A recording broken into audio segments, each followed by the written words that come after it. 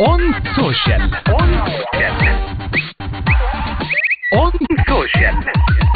مع حسام جميل دلوقتي على 93.7 سبورت اف ام، صوت الرياضة في مصر.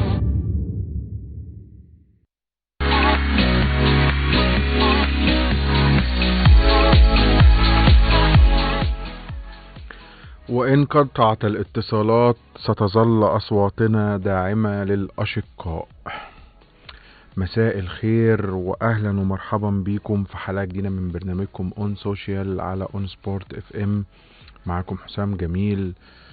وبصراحة النهاردة أكيد احنا متعودين نبتدي بالترند بصح وغلط بالأخبار، لكن مش هننفصل عن اللي بيحصل أو مش هنعمل، يعني لازم نتكلم ونقول وكل الدعاء ونقول يا رب للشعب الفلسطيني. ان شاء الله ربنا يسلم كل الناس في غزة، وان شاء الله يعني يعدوا المرحلة دي على خير ويعدوا اليوم ده على خير بإذن الله، لأنه يوم صعب وليلة صعبة.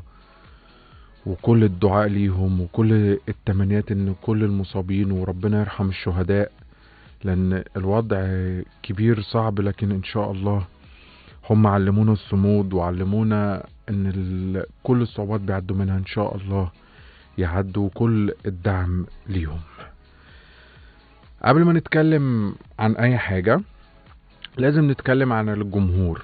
الجمهور دايما له رسالة. هو بيهتف في المدرجات، بيقف جنب فريقه، الناس دايما داعمة لفريقها، دائما لاعبيها على السوشيال ميديا، في الهتاف في المدرجات.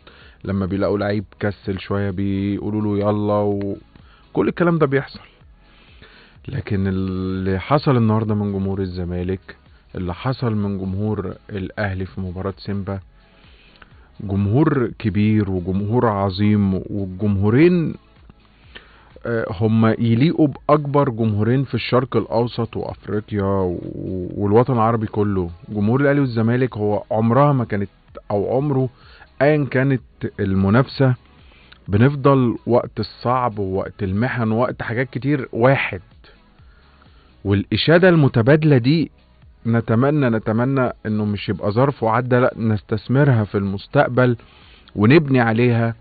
إن جمهور الاهلي والزمالك دول مش حاجة قليلة. هتاف جمهور النادي الاهلي يوم ماتش سيمبا كان زلزال في الاستاد وبيهتف للقضية الفلسطينية. جمهور الزمالك النهاردة كان زلزال في استاد المقاولين العرب. فالدعم الجمهور، واحنا كده احنا واحد على فكرة، مهما بنختلف ومهما نقول ارائنا في بعض ومهما نقول، لكن احنا ساعة الجد احنا واحد وعمرنا ما نتفرق، واحنا اصحاب قضية واحدة في الاخر. فكل التحية لجمهور النادي الاهلي على السوشيال ميديا، وكل التحية كمان لكيانات النادي الاهلي، وكل التحية لجمهور الزمالك وكيانات السوشيال ميديا في الزمالك. التبادل الحلو اللي بيحصل، وان احنا صف واحد، وان احنا في ظهر بلدنا، واحنا بنختلف كرويا بس في القضية احنا مع بعض. فدي حاجة حلوة جدا لان احنا جمهور مصر. فكل التحية والتقدير لكل الجماهير.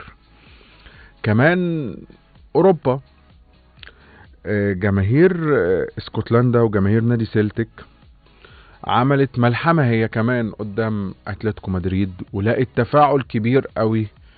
وحلو يا جماعة ان الحاجات الايجابية والحاجات اللي بتدعمنا احنا بقينا بنبروزها بصورة حلوة جدا وبنتكلم عليها بالشكل اللي يليق بيها. ما نقعدش نقول لا اصل حصل، لا الفيديو كل الناس نزلته، فيديو المدرج بتاع سيلتيك في ماتش قدام اتلتيكو مدريد، وكمان العلم اللي ظهر في مدرجات باريس سان جيرمان في مباراته في دوري ابطال اوروبا امام ميلان.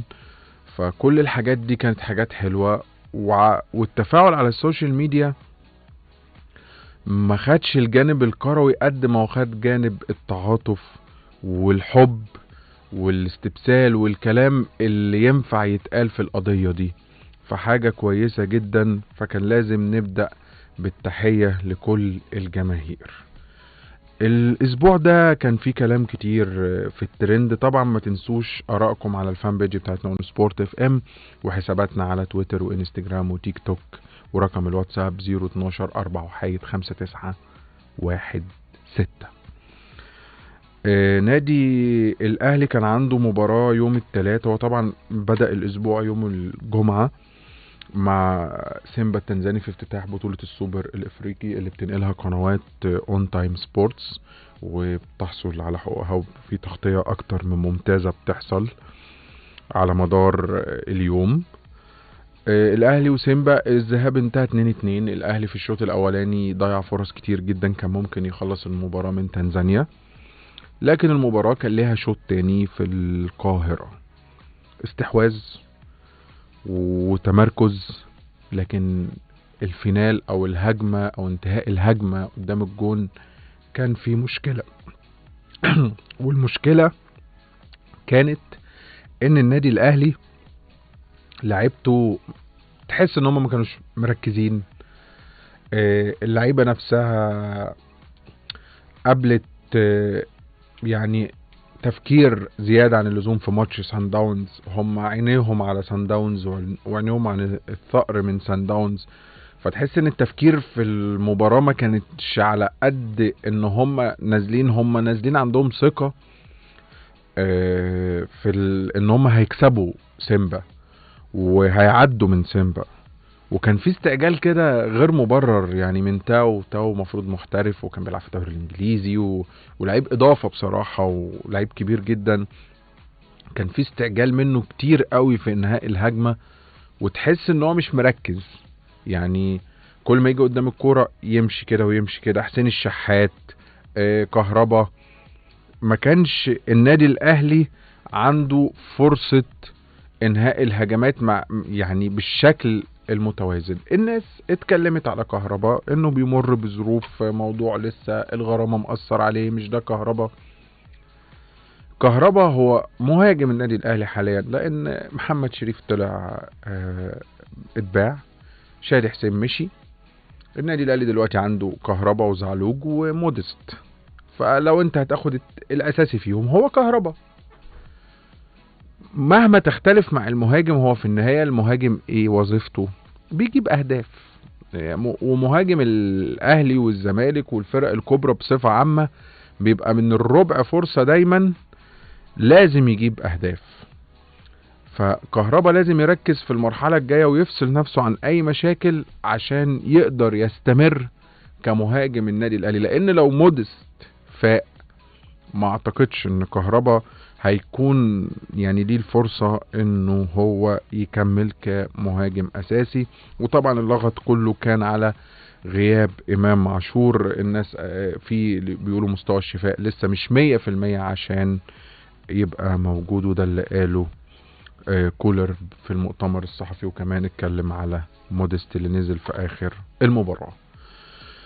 كده اتكلمنا عن الترند المصري، والترند الاول هو الاهلي وسيمبا. بعد الفاصل هنتكلم على الترند العالمي، ونتكلم على الترند التاني في مصر، الزمالك وبيراميدز النهارده اللي حصل في الدوري المصري. بعد الفاصل نرجع نكمل كلامنا. انتوا لسه بتسمعوا اون سوشيال مع حسام جميل على 93.7 اون سبورت اف ام، صوت الرياضة في مصر.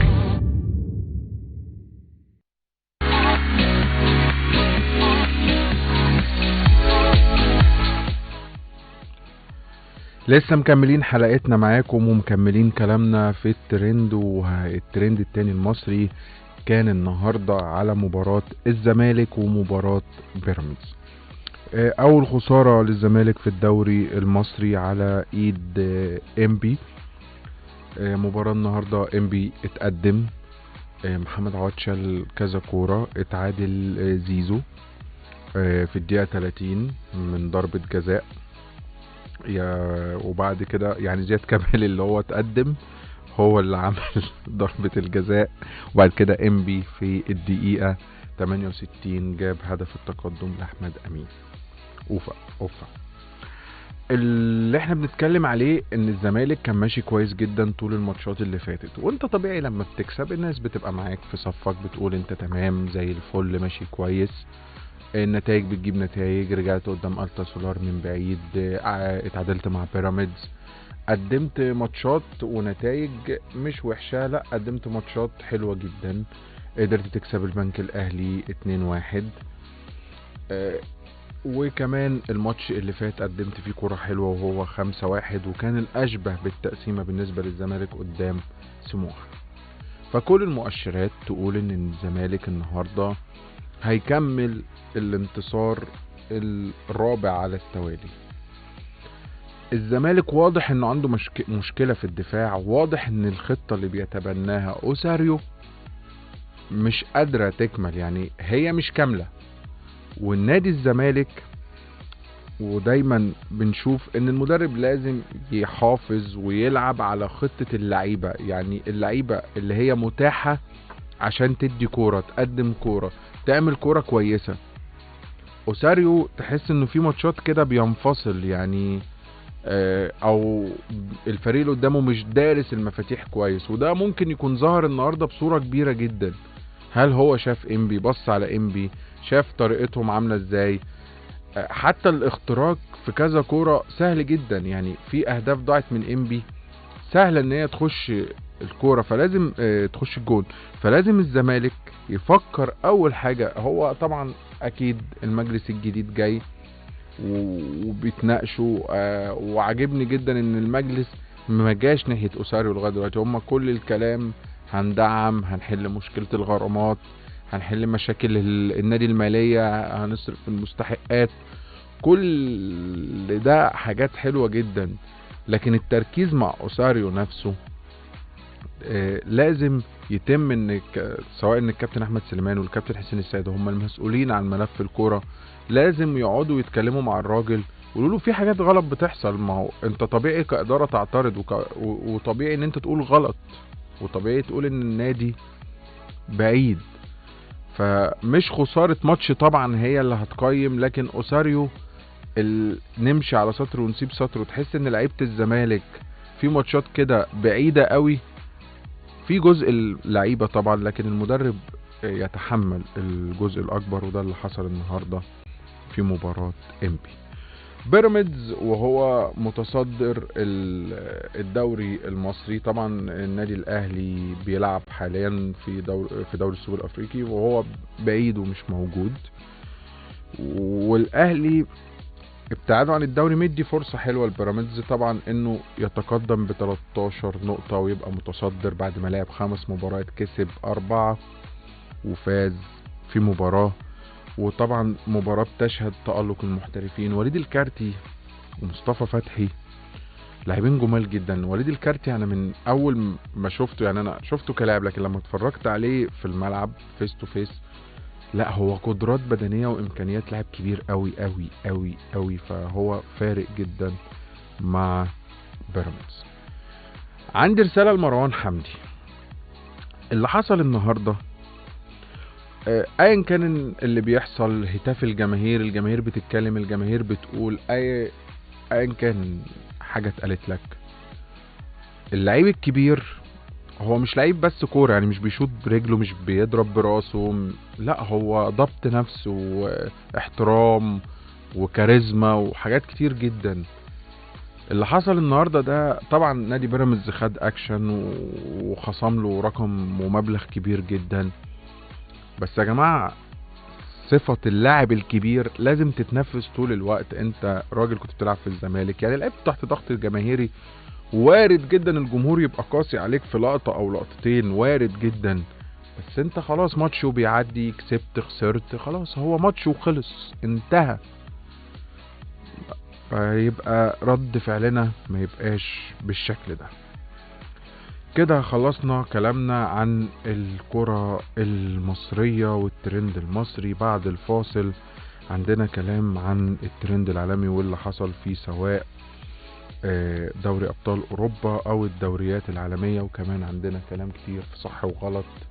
فبعد الفاصل نرجع نكمل كلامنا.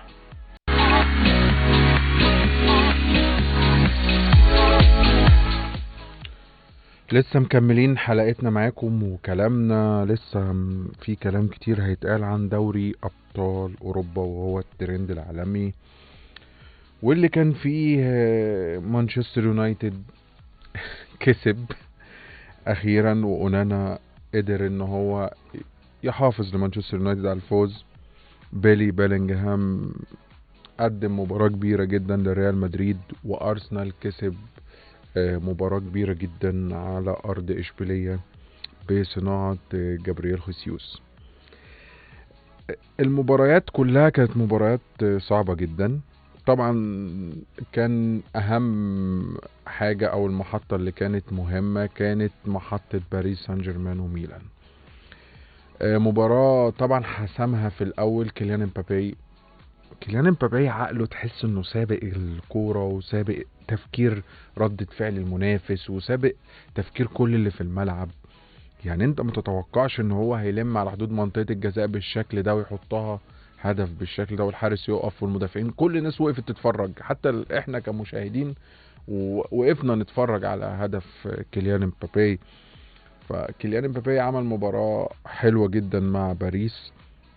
واضح ان انريكي كان دارس الميلان كويس، ولكن بولي الشوط التاني ما عجبنيش. يعني انت خسران ودخل فيك هدف تاني، يعني اقفل على قد ما تقدر عشان النتيجة ما تزيدش، خاصة انت بتلعب فريق مهاجم. انريكي من المدربين اللي زي جوارديولا لما بيلاقي المنافس قدامه يقدر يجيب فيه كذا هدف بيعمل كده وما بيستناش. فباريس سان جيرمان في البارك دي برانس عمل مباراة حلوة جدا، وكانت مباراة رائعة بصراحة من باريس سان جيرمان. المباراة التانية كانت ما بين بروسيا دورتموند ونيوكاسل. طبعا مش هنقول ان قضية تونيلي مأثرة على نيوكاسل والكلام الكبير ده، وان القضية فيها كذا شق والناس زعلانة، وان نيوكاسل بيدرس انه يقاضي فريق ميلان. في صورة انتشرت لتونيلي انه فيها دموعه بتقول ان الراجل كان مراهن ان فريق ميلان ما يروحش دوري ابطال اوروبا. اللعيبه الايطاليين والمراهنات في ايطاليا غريبه جدا. يعني انت فريقك يصعد لدوري ابطال اوروبا نجاح واقوى بطوله في العالم واقوى بطوله للانديه وحاجات كتير جدا، انت مش عايز ده. غريبه يعني. برشلونه قدر يكسب شختار دونيسك 2-1، ومانشستر كسب كوبنهاجن. مانشستر يونايتد محتاج استقرار ومحتاج نتائج، وكل المشجعين مانشستر اتكلموا ان الفريق لازم يمشي كويس جدا. يمشي كويس ان تنهاج لازم مشروعه يبدأ، انه الراجل كفاية بقى خلافات وصدامات ومشاكل ويهدى شوية. خلاص بقى، يعني انت خلاص هتعمل اكتر من كده؟ اصل انت المرة الجاية على حافة الرحيل وعلى حافة الاقالة، ولو الجمهور مش هيسكت. فمانشستر يونايتد صحيح هو في المركز الثالث، وبايرن ميونخ ومانشستر يونايتد هيعدوا من المجموعة. باريس سان جيرمان طبعا في المجموعة اف، هو ونيوكاسل وبروسيا دورتموند وميلان. المجموعة مش هتتحسم غير مع الجولة يا قبل الأخيرة يا الأخيرة. فمين يصعد؟ باريس ونيوكاسل هيبقى بينهم وقت طويل، لكن بروسيا وميلان اعتقد فيها كلام كتير مين يروح للدوري الأوروبي. خلصت حلقتنا، لكن كلامنا لسه ما خلصش. ان شاء الله نكمل في الحلقات الجاية، وكل الدعم وقلوبنا مع الأشقاء في فلسطين ان شاء الله. ربنا يكرم ان شاء الله، وكل الدعاء ليهم بإذن الله.